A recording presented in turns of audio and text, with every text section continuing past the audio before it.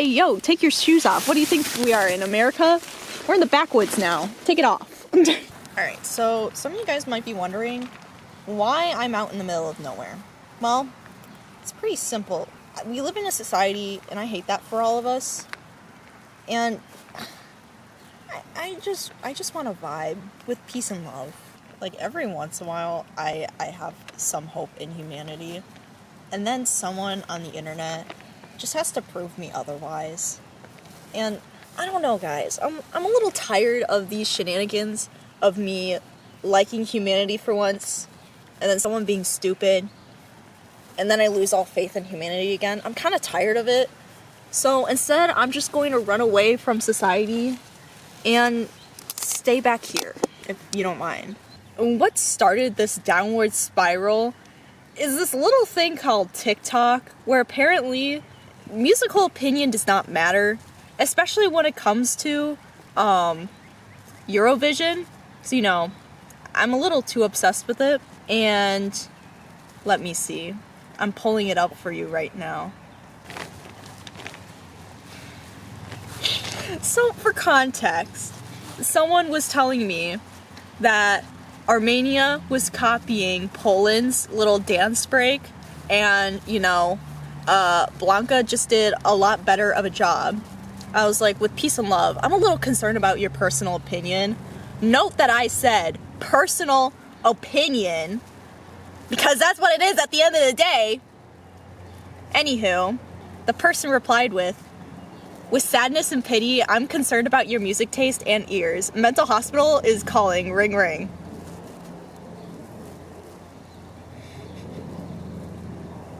Stop. And granted, like, the internet is this really weird and dumb place where, like, opinions, who's she? I don't know who she is.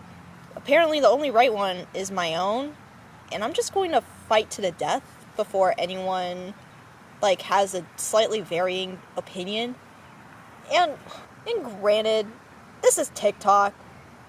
TikTok at least understands the meaning of some nuance, considering that we could actually kind of talk to each other. But, like, I hope the child who made that comment at home is watching this video right now and cringing at themselves. And sure, should I probably give the mental hospital a ring ring because Mercury is in Gatorade right now? Probably. But instead, I'm just going to have this lovely little vent session on why my faith in humanity has gone down the toilet. Well, for starters, there's these guys who like feet. I don't need to say anything more on that. But, like, especially, like, here in frickin' America, our feet are in our shoes 90% of the day. And you're kind of lucky if a lot of men switch out their socks daily. And you're telling me that you want that little gripper in your fantasies? Like, no. Get that away. Stop. And another thing, too. This has nothing to do with feet, by the way. Don't worry. I won't be delving more into that. But have you ever just been to, like, a nature park or a nature reserve? Or even, like, most of the national parks? And it's just trashed. Like, the whole point of this being there is to make sure that it's clean. It's a nice spot for nature to be nature, and for us humans to not trash it. And yet it gets trashed. It's like, are we asking for too much here for you to, like, either keep your trash on you until you find a trash bag, or just throw the trash out to begin with? No swear words allowed.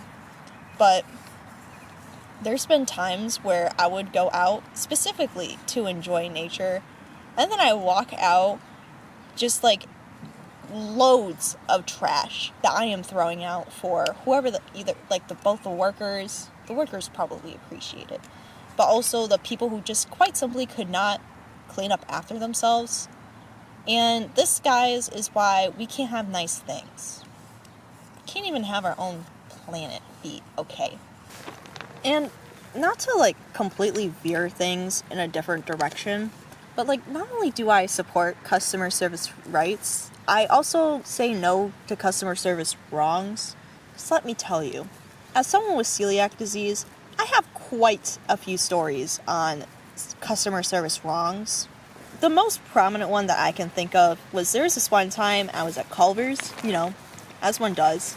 And Culver's, if you've never been there, overall, at least like as someone with celiac disease, pretty good about it, okay? With that being said, there was like this guy who was like carrying out the food, and one of his coworkers was like, hey yo, we got someone with celiac disease, you need to take off your gloves. And it's like, why? For someone with insuperior genes? That's not even a word. Sir, I don't even think he thought I could hear this, but I heard it.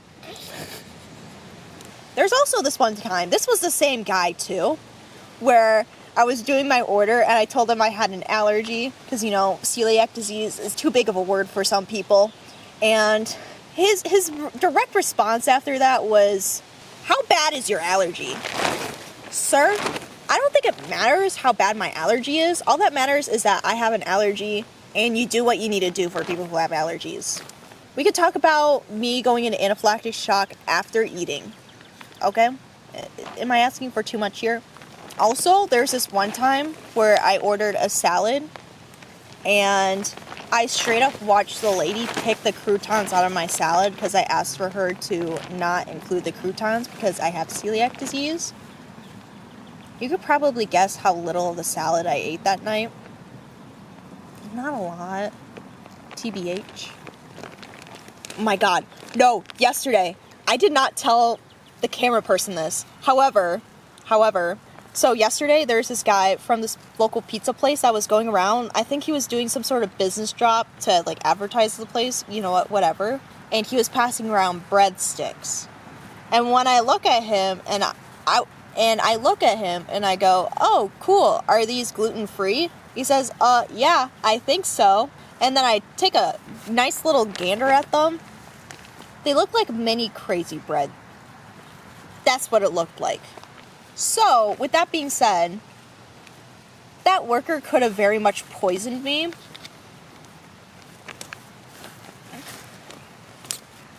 Oh, wait, I forgot. Speaking of celiac disease, so there's this one video of this lady showing a life hack, okay, on how to keep your brown sugar okay.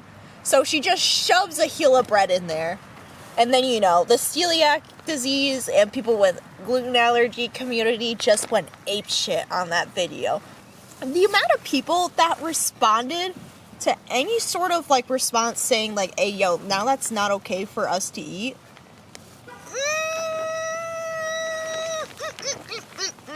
Because as much as I understand that, like, this lady is not advertising, like, her kitchen and what she makes as gluten-free, no, there's that. I'll give her that. However, the straight up ignorance from people who don't have food-related chronic illnesses, allergies, celiac disease, etc., is concerning to say the least. And there are even days where I have to inform my freaking coworkers who work at who work at a food service job on how allergies work.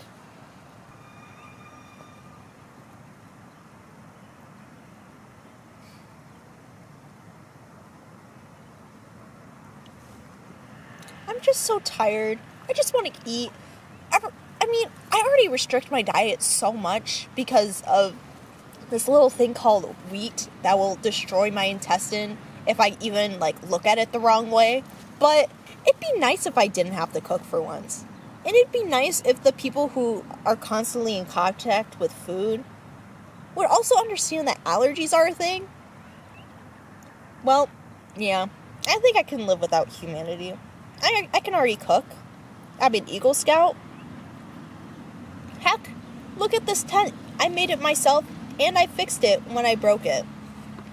Independent man, let me tell you that. Okay, but here's the thing though. If I were to like live out in the woods, like unlike the Netherlands, I can't just go to the nearest Jumbo or Albert Heijn. So instead I have to forage for my own food. And let me tell you, I have created quite the technique. So, what the where the frickety frackety is it? I know I had it in here. Is it? Girl. Ma'am? Can this be like, oh, there it is. So, if you're part of Scouting BSA, you know the deadly weapon called the meat stick. And let me tell you, it can do a number. Girl, it can bruise you, it can stab you. Just watch the damage done. I can kill with this. And then on top of that, my hair right now being 50 shades of green, I can camouflage. I will be a menace to the animals in this forest, and trust me when I tell you, they will fear the name Finn, and they will shiver in their boots. Wait, when they hear the name Finn, they will shiver in their boots.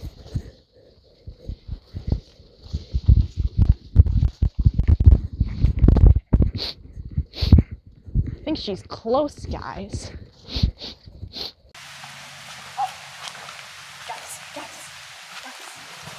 Guys. I see it. I see something. Come on, guys, come on!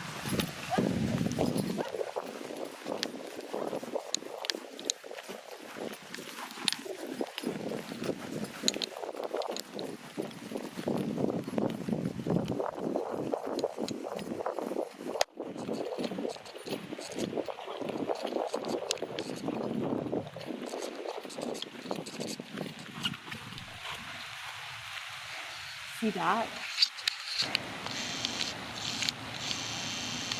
It's in its weakened state. I'm gonna go in for the kill.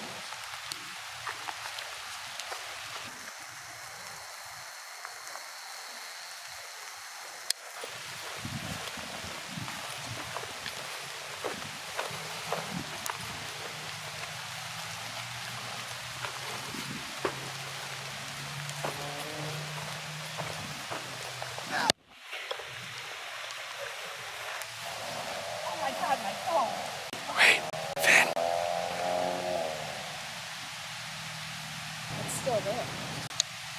Hey. God, my... That was close. See, guys, these things can be dangerous. You gotta go in with caution and a plan.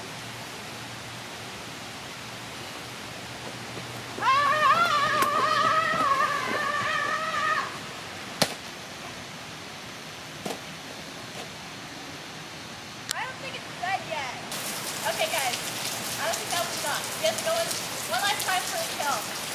Okay? Hey!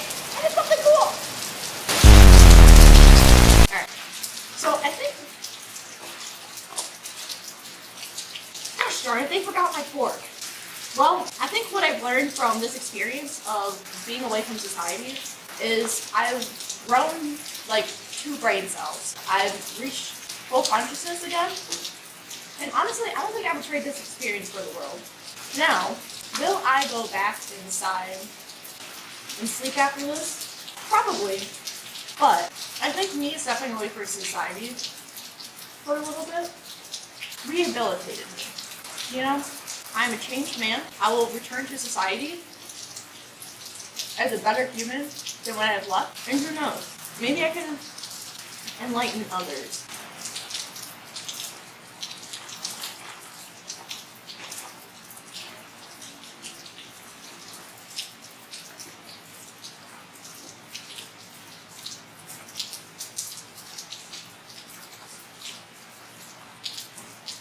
Sorry, the wrapping was fully soggy. I just don't do it anymore.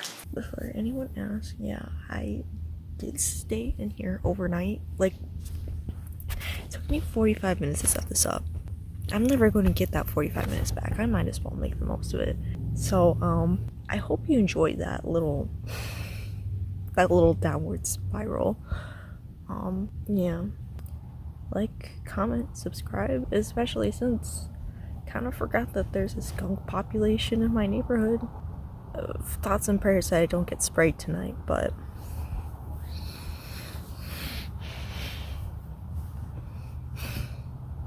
bye-bye.